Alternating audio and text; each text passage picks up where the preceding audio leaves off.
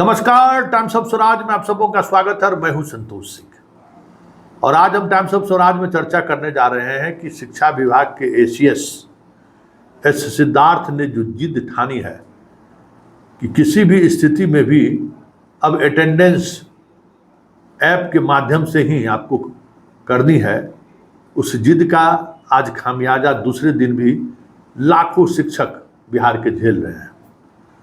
आज स्कूल तो पहुंचे लेकिन फिर वही परेशानी,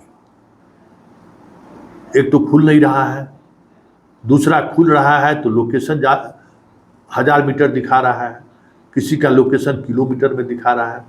अधिकांश की शिकायतें ये रही हैं कि खुल नहीं रहा है। वैसे आज सुबह से ही एस सिद्धार्थ खुद इस ऐप की मॉनिटरिंग कर रहे हैं। कहाँ क्या परेशानी हो रही है उन जिलों के अधिकारियों को फ़ोन कॉल्स पे ये लगातार बनाए हुए हैं और जहाँ जिस जिले से ऑनलाइन अटेंडेंस मतलब ऐप के माध्यम से अटेंडेंस नहीं आ रहा है उन जिलों के अधिकारियों को लगातार फ़ोन कॉल पर रखे हुए कि आप बात कीजिए, आप अपने व्हाट्सएप ग्रुप में मैसेज दीजिए कि किस तरीके से करना है, कहाँ क्या परेशानी होनी है। मतलब आज सुबह से ही पूरा शिक्षा विभाग ये ऑनलाइन अटेंडेंस को लेकर अटेंशन की मुद्रा में है। फिर भी ये कंप्लेन आता रहा। कल के अगर आंकड़ों को देखें तो मात्र 10% लोग ही ऐप के माध्यम से अटेंडेंस कर पाए हैं। अभी तक जो शिक्षा विभाग से जो डाटा हमें जानकारी मिली है वो लगभग 30% पर पहुंच गया है। लेकिन छुट्टी के दौरान, लौटने के दौरान फिर कितने लोगों को ऐप का सहयोग मिल पाता है, ऐप खुल पाता है, ये देखने वाली बात होगी। आज भी शिक्षक परेशान रहे। कई जगह से वीडियो भी आया, कई जगह से फोटोज भी आए हैं। लोग कोशिश कर रहे हैं नेटवर्क में आने का।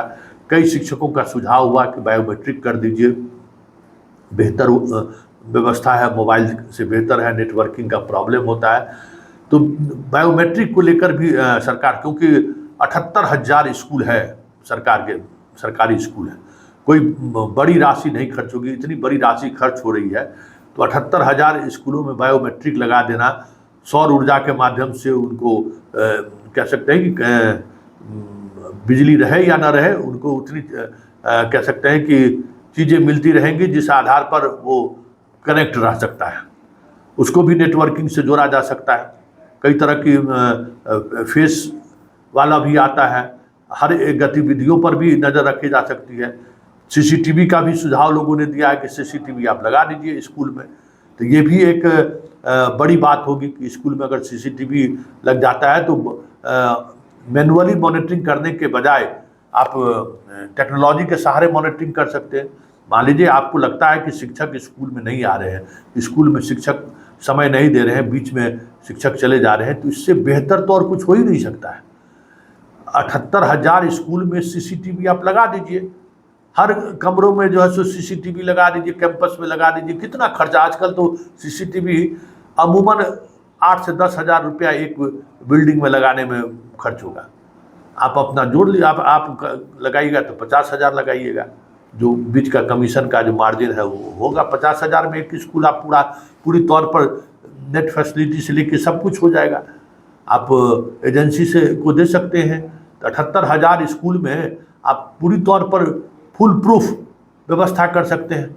अगर शिक्षक को लेकर आपको ये धारणा है कि शिक्षक समय पर स्कूल नहीं आ रहे हैं, शिक्षक बच्चों को नहीं पढ़ा रहे हैं, मिड डे मील में जो है सो गड़बड़ी हो रही है, तो सबका टेक्नोलॉजी का आप इस्तेमाल कीजिए। टेक्नोलॉजी के इस्तेमाल के सहारे चीज़ों को आप बेहतर कर सकते हैं। अगर टेक्नोलॉजी के सहारे ही शिक्षकों पर नियंत्रण करना चाहते हैं तो उससे बेहतर और कुछ नहीं हो सकता है।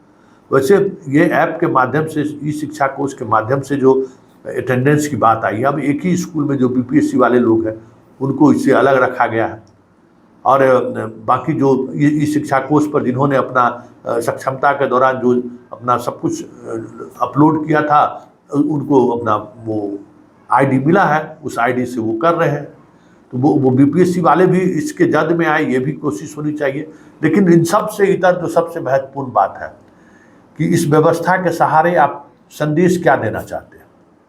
मतलब क्या आपको अभी भी लगता है कि शिक्षक स्कूल आने से कतरा रहे हैं, या फिर आपको लगता है कि पाठक के जाने के बाद स्कूल की स्थिति फिर पूर्ववत हो गई है, जब मन हो रहा है शिक्षक आ रहे हैं, जब मन हो रहा है शिक्षक जा रहे हैं? बड़ा सवाल है, क्योंकि ये इमेज जो है शिक्षक को राष्ट्रीय फलक पर भी बिहार के शिक्षकों को लेकर अच्छी बात नहीं है। वैसे अब देख लीजिए, भोजपुर के जिला शिक्षा पदाधिकारी ने नोटिस निकाल दिया है कि ऐप के माध्यम से अगर अटेंडेंस नहीं आएगा तो आपका वेतन कट जाएगा। कई जिलों से इस तरीके की पत्र निकलने की बात आ रही है, जबकि आपका सर्वर पूरी तरह से अभी भी दुरुस्त नहीं है।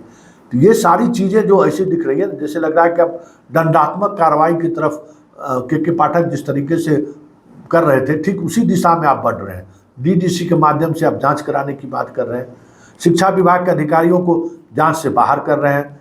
तो ये सारा फोकस जो दिख रहा है कि एक एसीएस सिद्धार्थ के आने के बाद जो कुछ चीज़ें बदलती हुई दिख रही थी, अब तो ये लग रहा है कि ब्यूरोक्रेटिक व्यवस्था को और आप मतलब एकदम काफ़ी सघनता के साथ उसको आप एक्सपोज कर रहे हैं, आप थोप रहे हैं उस पर जो चीज़ें बाहर आ रही हैं, कि आप पूरे तरह के ब्यूरोक्रेटिक सिस्टम में आप पूरे स्कूल व्यवस्था को ढालना चाहते हैं।